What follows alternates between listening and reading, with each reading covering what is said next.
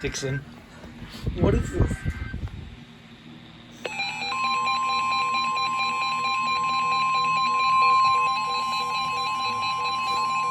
What is this madness? The National Weather Service in Chicago has issued a severe thunderstorm warning for Lee County in north-central Illinois until midnight.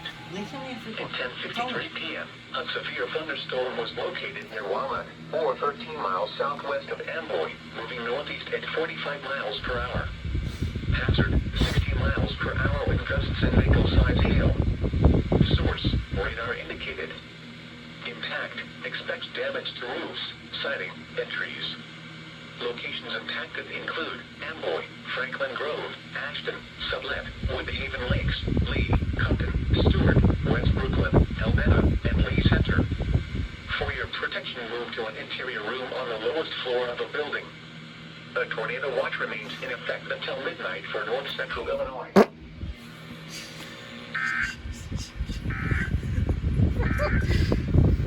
The National Weather Service in Milwaukee, Sullivan has issued a severe thunderstorm warning for Rock County in South.